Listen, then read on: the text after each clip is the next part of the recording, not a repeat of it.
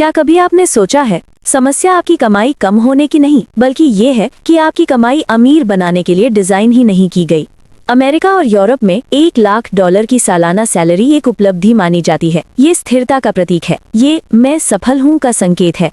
Students इसी number का सपना देखते हैं, यंग प्रोफेशनल्स इसे लक्ष्य मानते हैं। लेकिन एक अजीब सच्चाई है, बहुत से लोग जो 100 के कमा रहे हैं वे अमीर महसूस नहीं करते।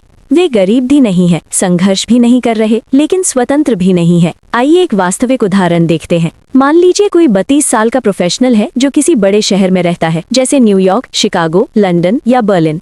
उसकी सालाना आय $1 लाख है। टैक्स कटने के बाद उसके हाथ में लगभग 70,000 से $75,000 बचते हैं। मान लेते हैं $72,000, यानी लगभग $6,000 प्रति महीना। सुनने में अच्छा लगता है। अब वास्तविक जीवन शुरू होता है। किराया या मॉर्गेज $2,200 प्रति महीना। कोई लग्जरी नहीं, बस सुरक्षित और अच्छा इलाका। कार EMI $550, इंश्योरेंस $180, ईंधन और मेंटेनेंस $200। कुल हुआ $3,130। Student loan $400, credit card payment $300। अब $3,830। ग्रोसरी $600, बिजली और इंटरनेट $250, मोबाइल प्लान $90। अब $4,770। हेल्थ इंश्योरेंस या मेडिकल खर्च $400। अब $5,170। छोटी छोटी सब्सक्रिप्शंस $120। अब $5,290। सोशल लाइफ, बाहर खाना, छोटे ट्रिप, गिफ्ट्स औसतन $500। अब $5,790। $6,000 में से बचे लगभग $210। सालाना 100 के कमाने वाला व्यक्ति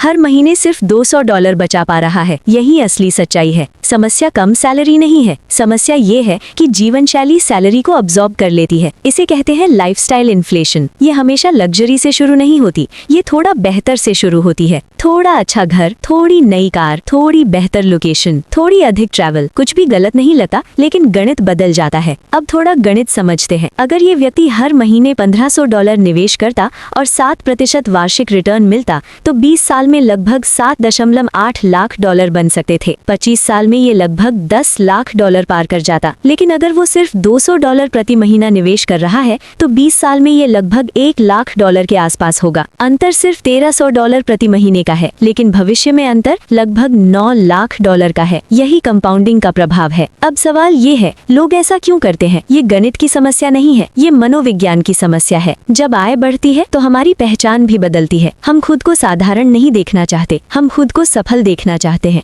और खर्च हमारी पहचान को सुरक्षित रखता है। नई कार सिर्फ वाहन नहीं है, वो स्टेटस का संकेत है। अच्छा घर सिर्फ रहने की जगह नहीं है, वो सामाजिक मान्यता है। समाज हमें मंथली अफोर्डेबिलिटी सिखाता है, कोई ये नहीं सिखाता कि 20 साल बाद इसका असर क्या होगा। बैंक आपको बताते हैं कि आप कितना लोन ले सकते हैं, वे ये नहीं बताते कि आपको कितना लेना चाहिए। क्रेडिट कार्ड लिमिट बढ़ जाती है, खर्च सामान्य लगता है। धीरे धीरे आपकी आय आपकी जिम्मेदारियों में बदल जाती है और फिर आप इनकम डिपेंडेंट हो जाते हैं। वास्तविक धन वो है जहां आपकी जीवन शैली आपकी आय पर पूरी तरह निर्भर ना हो। वित्तीय रूप से समझदार लोग अलग सोचते हैं। जब उनकी सैलरी 70K से $1 लाख होती है तो वो सब कुछ अपग्रेड नहीं करते। वे शायद एक चीज सुधारते हैं, लेकिन बाकी आय को इन्वेस्टमेंट में डालते हैं। वे आय को पहचान नहीं बनने देते, वे उसे लेवरेज बनाते हैं। असली संपत्ति उस पैसे से बनती है जो आपकी जीवन शैली को छुए बिना बढ़ता रहता है। अगर आपकी सारी आय आपकी जरूरतों में बंधी है तो आप कमिटमेंट में जी रहे हैं, स्वतंत्रता में नहीं।